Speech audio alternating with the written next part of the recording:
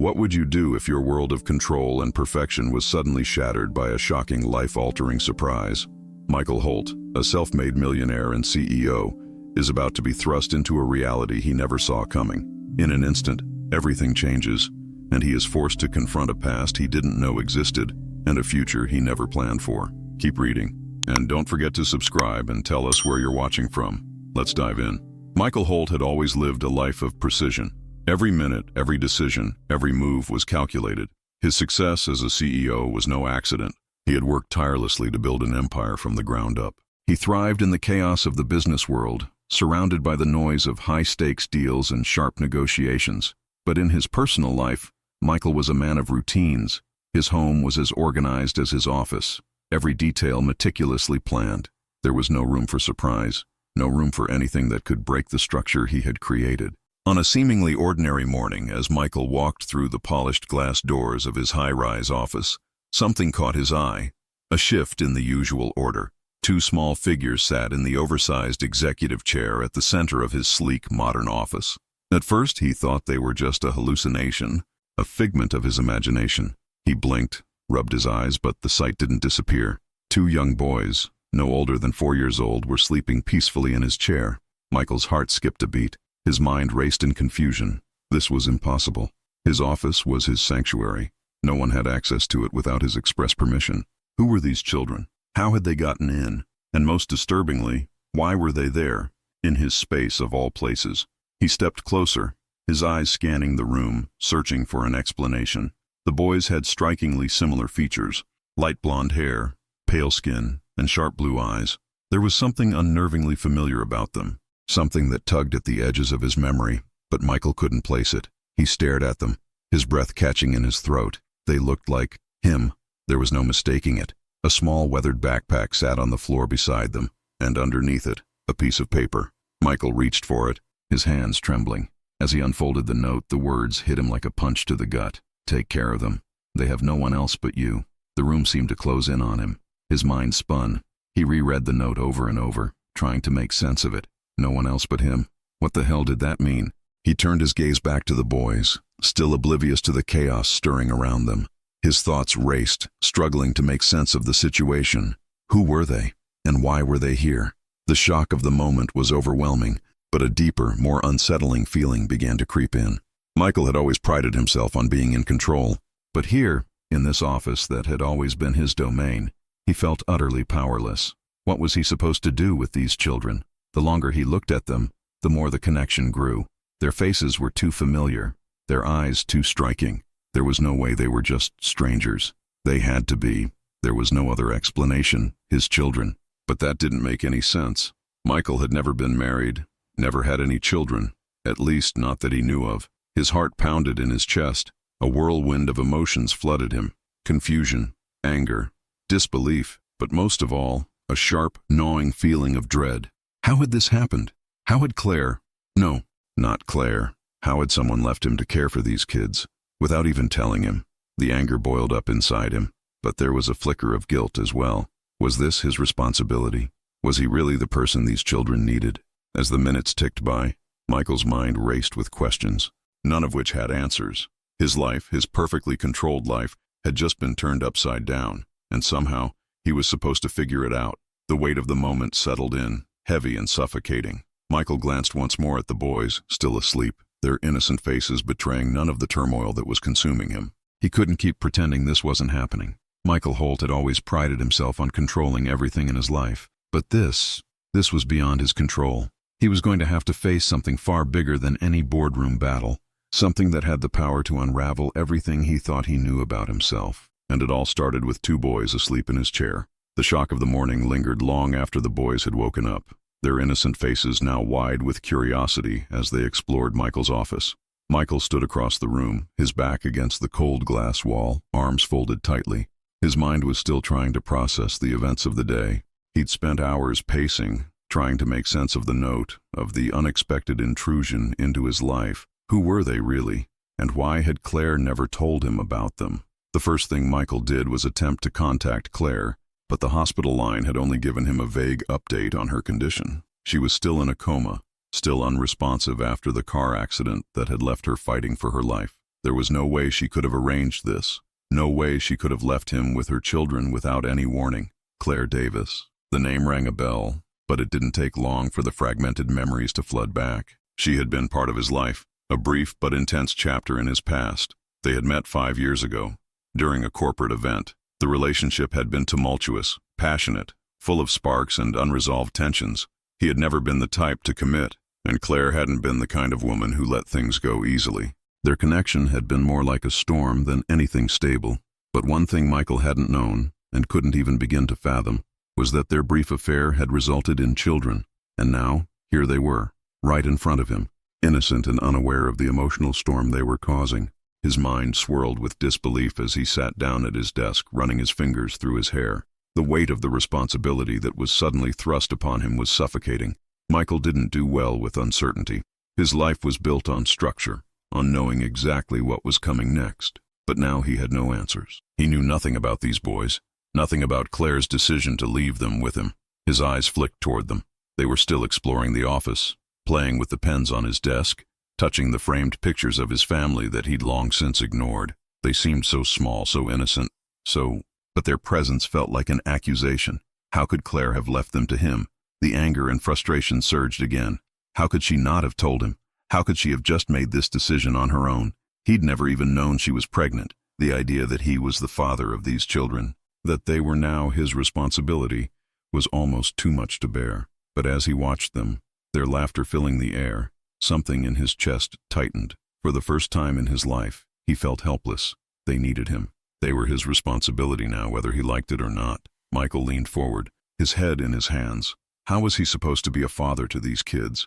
He barely knew how to take care of himself, let alone 2 small children who had been abandoned in his office by their mother, someone he had barely spoken to in years.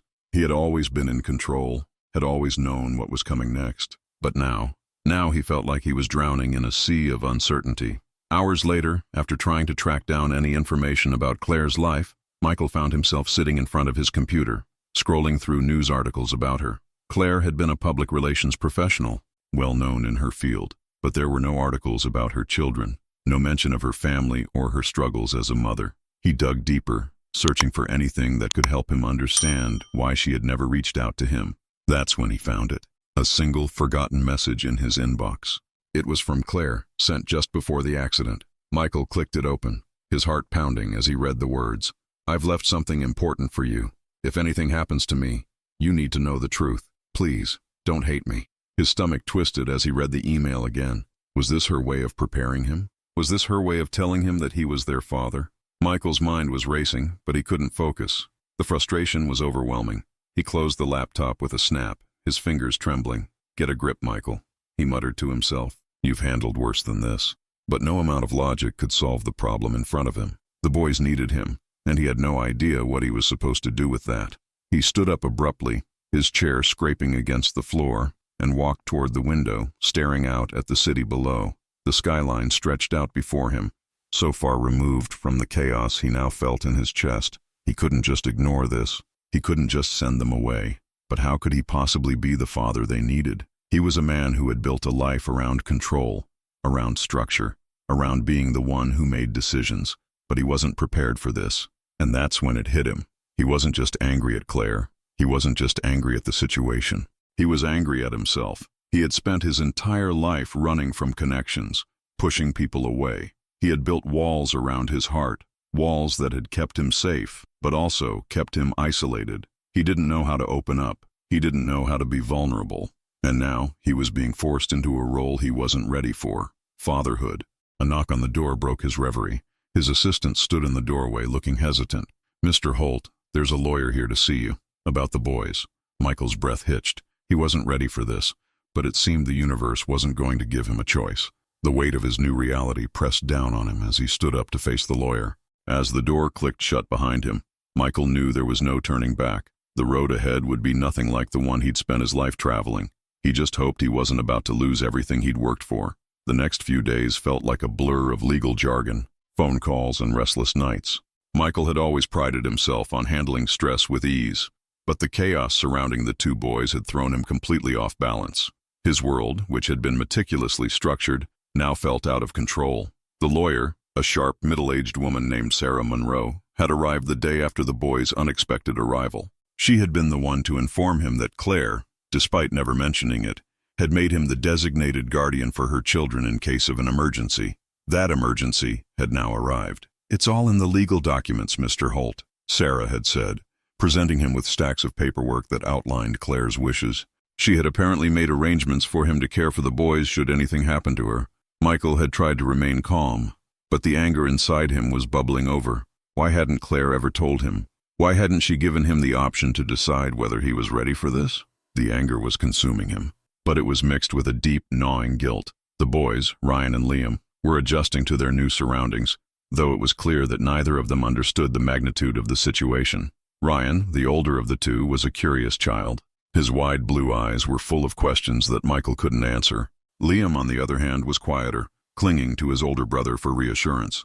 Michael wasn't sure how to interact with them. He didn't know how to connect with children. He hadn't even known about their existence until days ago.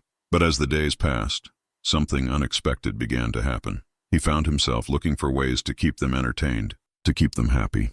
He felt an unexplainable pull to take care of them, even though he resented the situation. They were his responsibility now, and no amount of anger could change that. It was during one of these moments, when he was trying to figure out what to do with them on a Saturday afternoon, that Ryan revealed something that would begin to change everything. "Mr. Holt, do you play music?" Ryan asked, his small voice piercing the silence of the room. Michael looked down at him, startled by the question. "Music," he repeated, not sure how to respond. He had spent so much time focusing on his career, on his business, that he hadn't even thought about the things that once brought him joy. Music had always been a part of his life, though he hadn't played an instrument in years. "Yeah, I like music," Michael said slowly. "I used to play the piano when I was younger." Ryan's eyes lit up. "Can you play for me?" "I like piano."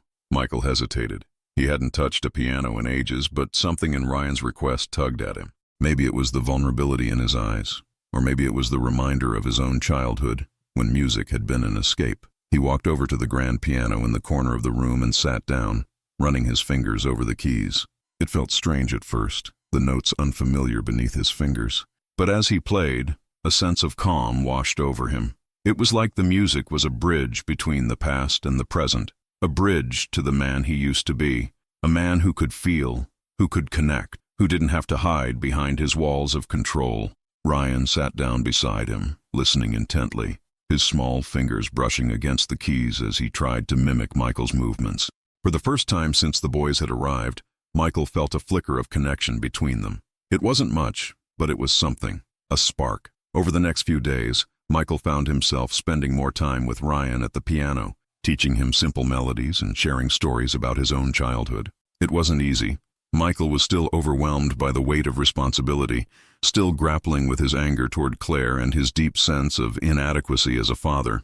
But there was something about the music, something about the way Ryan looked at him with such trust, that made him want to try. For the first time, Michael felt like he was doing something right. But as the bond between them grew, Michael couldn't shake the lingering resentment he felt toward Claire. He couldn't stop wondering why she had never told him about the boys, why she had never given him the choice. It was a question that gnawed at him, one that he didn't have an answer for. One evening, as he was sitting alone in his office, Michael's phone buzzed with an incoming call. It was from the hospital. He picked up quickly, his pulse quickening. "Hello? Mr. Holt," the nurse on the other end said. "I have an update on Claire. She's awake. She's regained consciousness." Michael's heart stopped. For a moment, the world seemed to stand still. Claire was awake. After all this time, after all the unanswered questions, he might finally get some answers. But even as hope stirred within him, a deep part of him bristled with anger. Why had it taken so long for him to get the full picture? Why hadn't she reached out to him sooner? As he drove to the hospital later that night, Michael's mind raced. He needed to see her. He needed to confront her, to ask her the questions that had been burning inside him. But he also needed to understand something deeper. Could he really be the father these boys needed? Was he capable of this kind of love, this kind of commitment? He walked through the sterile hospital halls, his footsteps echoing in the silence. He couldn't deny the flood of emotions coursing through him. Anger, confusion, guilt, and, deep down, a flicker of something else, something he couldn't yet name. When he reached Claire's room, he hesitated for a moment before pushing the door open. She was lying in the bed, her eyes fluttering open as he stepped inside. Her face was pale, and there were dark circles under her eyes, but she was awake, alive. "Claire," Michael said, his voice thick with emotion. She looked up at him, her expression unreadable. "Michael," she whispered, "I'm so sorry. I never meant for you to be part of this, but you were always meant to be their father." The words hit him like a ton of bricks. The truth was finally spilling out, but Michael wasn't sure if he was ready for it. He wasn't sure if he could forgive her, or if he even wanted to. But one thing was clear. This conversation was only the beginning. There was still so much to figure out, and Michael had no idea what the future held, but he knew one thing for certain. He wasn't walking away. He couldn't, not anymore. As he stood there, facing Claire for the first time in years, he realized that this was no longer about what had happened in the past. It was about what he was going to do moving forward, and that, perhaps, was the hardest part of all. The next few days felt like an emotional whirlwind.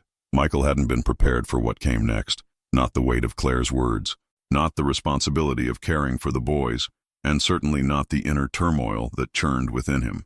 Every corner of his life was being reshaped by a reality he hadn't chosen and wasn't sure he was ready for. Claire's awakening had brought with it a flood of unanswered questions, and Michael found himself trapped between the need for closure and the unrelenting tide of responsibility that now fell on his shoulders.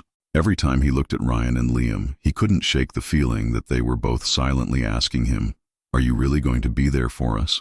But even though he had promised to step up, the cracks in his resolve were beginning to show. Ryan had begun to open up to him more, especially after their shared moments at the piano. He was a bright child, always asking questions about Michael's life, his past, and his childhood. It was both endearing and overwhelming.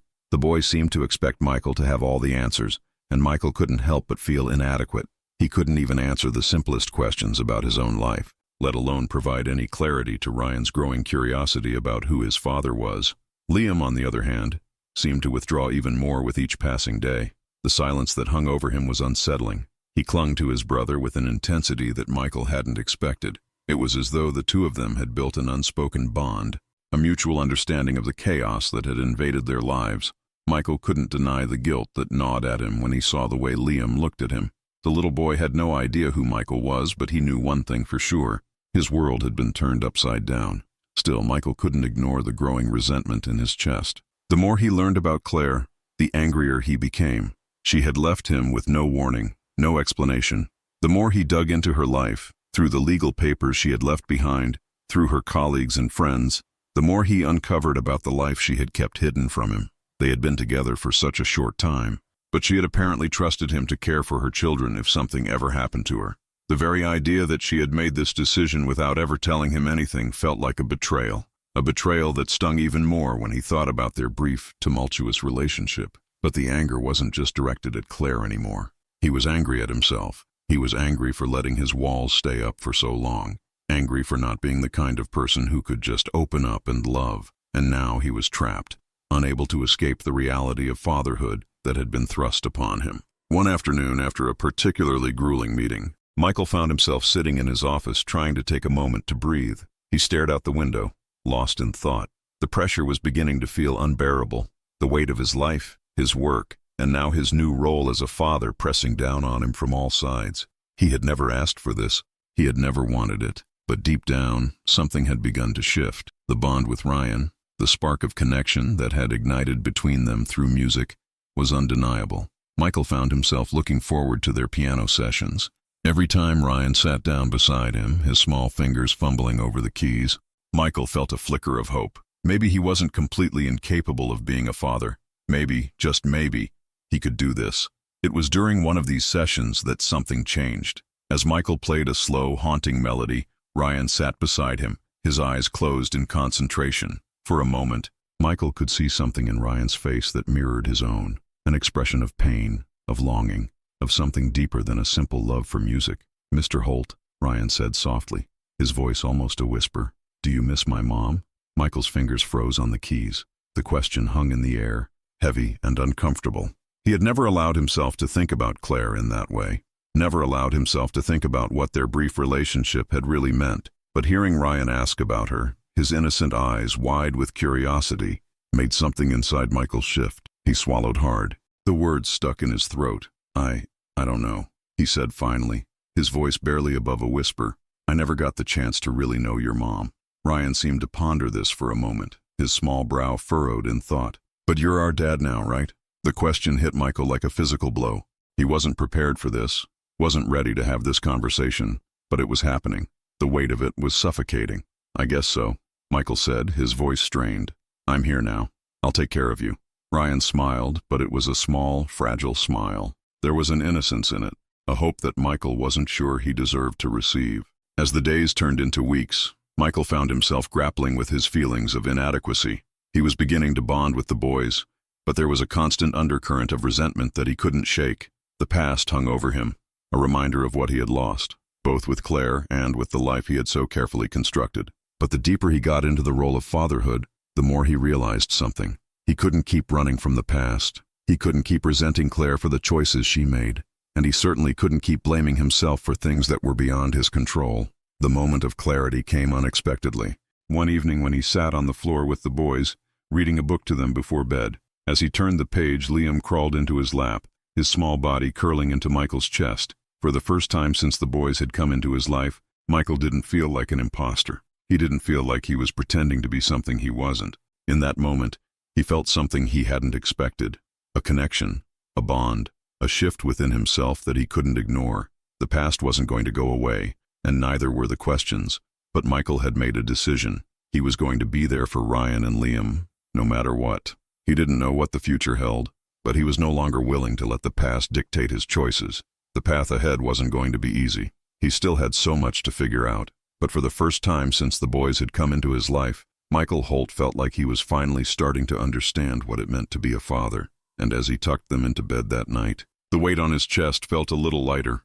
The sound of the piano keys became the heartbeat of Michael's days. Every time Ryan and Liam were near, it was like the music pulled them together, despite the fractured chaos of their lives.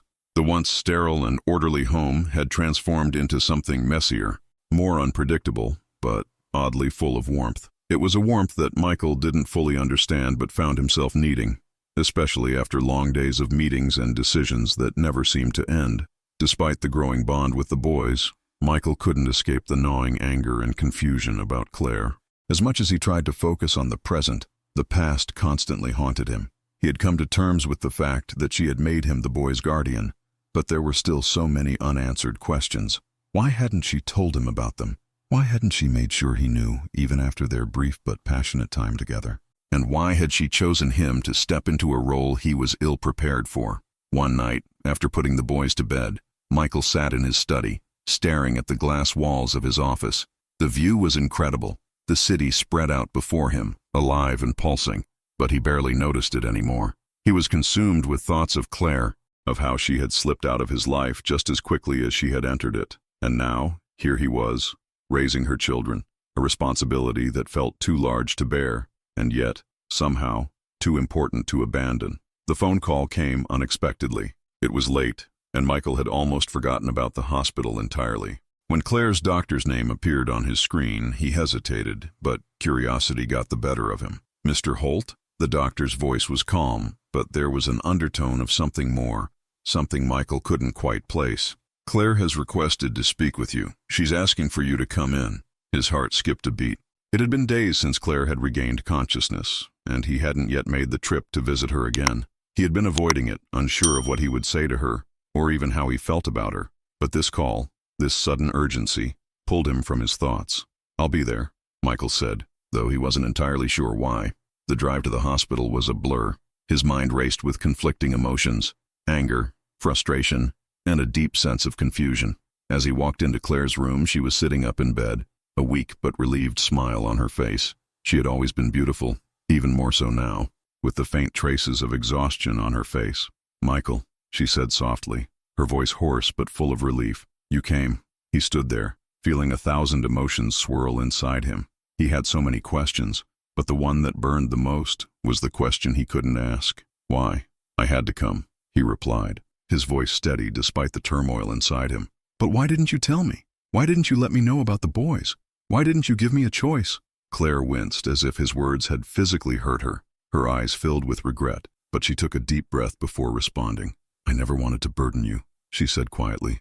"I never wanted you to feel trapped by something you didn't want." I thought if I kept them from you, you wouldn't have to feel like you were stuck. But I was wrong. I should have told you, Michael. I should have been honest with you." Michael's throat tightened. There was so much pain in her voice, so much vulnerability that he had never allowed himself to acknowledge. For the first time in their entire relationship, he could see how much she had been carrying on her own. But still, that didn't change the fact that she had kept him in the dark. He had every right to be angry. "You should have," he said quietly, his voice cracking just slightly. "But I'm here now, and I'm trying to do the best I can for them." Claire reached out weakly, her hand trembling as she extended it toward him. "I never meant to leave you with this burden. I was scared, Michael. I didn't know who else to trust. I thought about you, about what we had, but I didn't want to drag you into a life you didn't choose." Michael looked down at her hand, then back up at her face. He saw the remorse in her eyes, the sincerity that cut through the anger and confusion that had clouded his own thoughts. He wanted to believe her. He wanted to let go of the bitterness, to see her as the woman who had once mattered to him, the woman who had somehow trusted him with the most important thing in her life. But it was hard. "I'll do what I can for them," he said after a long pause. "But I don't know how I can forgive you for this. I don't know if I ever will." Claire's eyes filled with tears, and for a moment, Michael thought she might break down completely. But instead, she nodded slowly, as though she had accepted the truth of his words. "I understand," she whispered. "I don't expect you to forgive me, but I hope one day you can understand why I did what I did." The silence between them was heavy, filled with unspoken words and unhealed wounds. Michael wasn't sure what to say next. He wasn't sure there was anything to say. He had come here for answers, but all he had found was more confusion. And yet, he couldn't help but feel something shift inside him. Claire's presence, weak as it was, reminded him of the life he had once lived, a life that was no longer his. But the boys were his now, and somehow, he had to find a way to make peace with that. As he left the hospital that night, his mind was still spinning. He wasn't sure if he was closer to understanding what Claire had done, but he was beginning to understand something else. His path forward was unclear, but it wasn't a path he could walk alone anymore. The boys needed him, and despite his anger, he couldn't abandon them. Not now, not ever. As he drove back home, the silence in the car was overwhelming, but it wasn't just the silence of the moment. It was the silence of the future, waiting to unfold. And Michael Holt knew for the first time that he wasn't ready for what was to come, but he would have to be, for them. The days following his visit to the hospital felt like an endless blur, each one blending into the next as Michael tried to navigate the storm inside of him. Claire's confession had not provided the clarity he had hoped for. If anything, it had left him more confused, more conflicted than ever. He couldn't simply erase the years of resentment and anger, nor could he ignore the responsibilities that were now thrust upon him. He was supposed to be their father. He was supposed to care for Ryan and Liam, but he didn't know how. As much as Michael had tried to keep his distance from the boys, it was becoming increasingly difficult to ignore them. They were everywhere, laughing, playing, looking to him for guidance, for reassurance. The walls Michael had spent years building around himself were slowly being chipped away, one small moment at a time. He hated it, but at the same time he couldn't deny that it was beginning to feel natural. Ryan had become a fixture in his life, constantly asking questions and offering comments that made Michael feel like he was slowly unraveling a puzzle. Some days, it felt like Ryan was the one who understood him, the one who was trying to bridge the gap between their worlds. It was strange. Michael never thought he would find such solace in the presence of a child, but Ryan's curiosity and innocence were beginning to break through the layers of distrust and bitterness Michael had carefully built over the years. Liam, on the other hand, remained a quiet presence, a shadow to his older brother. He would often cling to Ryan, as though finding some semblance of security in him. Michael couldn't help but feel a pang of guilt whenever he looked at Liam. The boy had been through so much, and Michael couldn't help but wonder what it was like for him to grow up without the stability of a father figure. One night, after dinner, Michael found himself sitting at the kitchen table, staring at the mess around him. The boys had gone to bed early, exhausted from the day's adventures. He could hear them in the other room, their soft murmurs drifting through the walls. But he was lost in thought.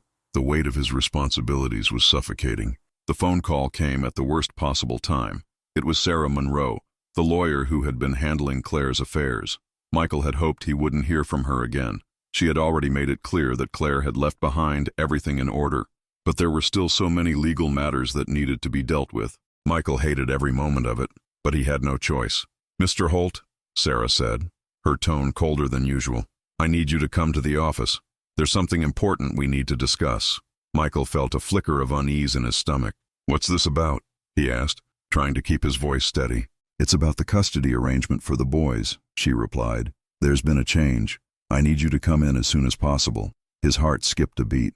The thought of losing the boys, of having someone else take them away from him, was enough to send a wave of panic rushing through his veins.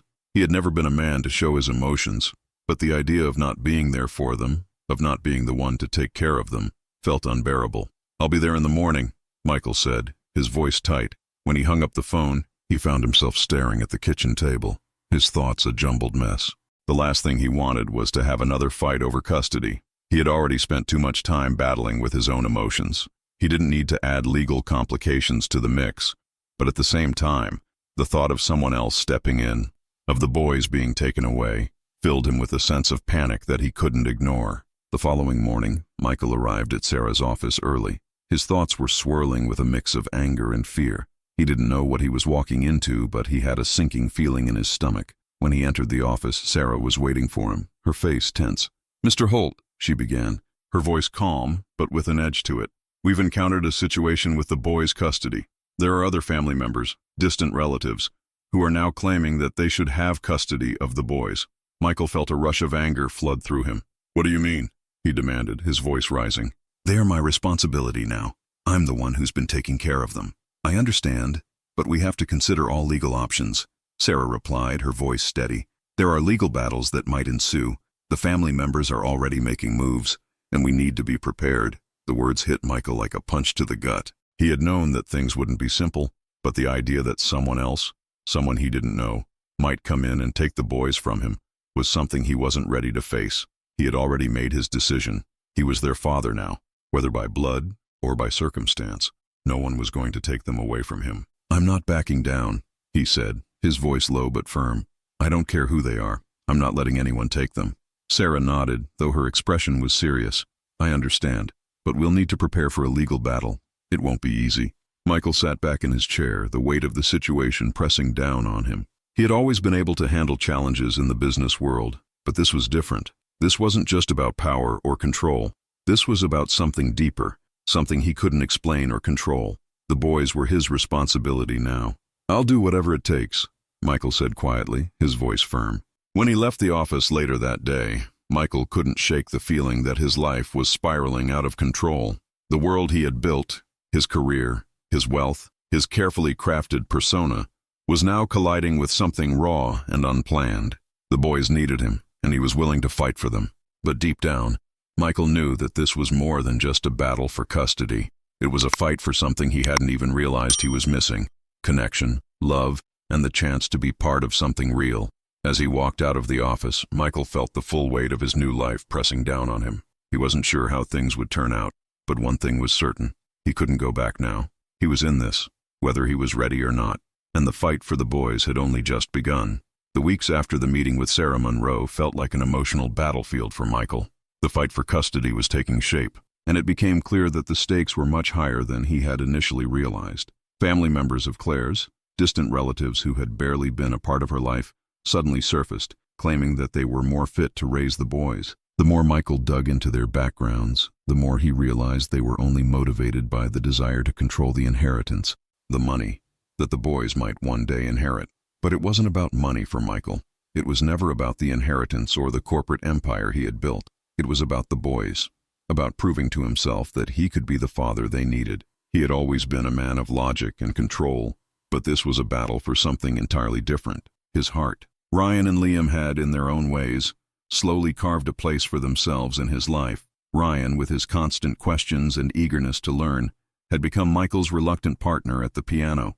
Liam, more reserved and quiet, had taken to following his older brother's lead, seeking the comfort of familiarity in Michael's presence. It wasn't perfect, and there were days when the weight of the responsibility overwhelmed Michael, but there were also moments, fleeting moments, that made him feel like he might be doing something right. Michael spent his days battling legal documents, preparing for court hearings, and navigating the intricacies of a custody fight he never thought he would be involved in. He spent his nights wrestling with his own emotions, struggling to reconcile the man he had been with the father he was trying to become. The tension in his home had reached a breaking point. The boys were still adjusting, still trying to understand what had happened to their lives. But there was an unspoken understanding between them now. They had come to trust him in their own way, and Michael had come to realize that, in this strange, complicated process, he had found something he hadn't realized he needed: purpose. It was on one of those long nights, after a particularly exhausting legal meeting, that Michael sat at the piano, his fingers moving absently over the keys. Ryan wandered into the room, his small face illuminated by the soft glow of the lamp beside the piano. "Mr. Holt," Ryan said quietly, his voice hesitant, Are we going to stay here with you?" Michael's fingers stilled on the keys. The question hit him harder than he expected. In that simple, innocent question, everything he had been running from came to the forefront. The fear, the anger, the guilt, everything he had been avoiding since the moment the boys showed up in his office. He looked down at Ryan, meeting his wide, searching eyes. The boy wasn't just asking about their living situation. He was asking about Michael's commitment to them. Ryan was asking if he would stay, if he would choose to fight for them. "I don't know what the future holds," Michael said quietly, his voice thick with emotion. "But I do know this. I'm not going anywhere. I'm here, and I'm going to fight for you both." Ryan nodded, a small but knowing smile tugging at the corner of his lips. It wasn't a perfect answer. It wasn't a guarantee that everything would work out the way Michael hoped. But it was something. It was the first time in weeks that Michael had spoken with such certainty, the first time he had felt sure about anything. The next morning, Michael woke to the sound of laughter coming from the boys' room. He had always been a man who thrived on silence, on structure. But now, as he walked down the hallway, hearing the sounds of life, of joy, filling his home, something inside him shifted. This was what it felt like to be a family. And despite all the mess and chaos that came with it, it was exactly where he needed to be. The legal battle for the boys wasn't over yet. There were still more hearings, more paperwork, and more difficult conversations ahead. But Michael had made his decision. He wasn't just going to fight for them in court. He was going to fight for them in every aspect of his life, even if it meant confronting his own demons, his own fears, his own past. The truth was, Michael wasn't the man he used to be. The cold, calculating CEO was still there, lurking in the background. But he had begun to realize that there was something more to life than power and control. There was love, responsibility, and connection. And for the first time in his life, he was beginning to understand what it meant to truly care for someone, to love them unconditionally. The court hearings continued, each one more grueling than the last. But with every passing day, Michael felt more confident in his ability to face the challenges ahead. He was no longer just fighting for custody. He was fighting for a chance at something he had never allowed himself to have: a family. When the final court decision came down, it wasn't as Michael had expected. The battle had been long and bitter, but in the end, the judge ruled in his favor. Ryan and Liam would stay with him. The family he had never wanted, the life he had never planned for, was now his reality. And as he walked out of the courthouse with the boys by his side, Michael knew that everything had changed. For the first time in years, he felt something he had never felt before: hope. The days that followed were full of small victories. The boys were adjusting, and so was Michael. He wasn't perfect, but he was trying, and that was enough. The music they played together, the laughter they shared, the quiet moments they spent as a family, it was all part of something bigger than he had ever imagined. And in those moments, as he watched Ryan and Liam grow, as he taught them to play the piano and shared stories of his own childhood, Michael Holt realized that being a father wasn't about perfection. It was about showing up, even when it was hard. It was about love and acceptance, and being there for the people who needed you most. He had come a long way from the man who had walked into his office that fateful morning. And though the road ahead was still uncertain, Michael finally understood what it meant to be truly alive. In the end, it wasn't about the empire he had built. It was about the family he had found. And with that, Michael Holt knew he had everything he needed: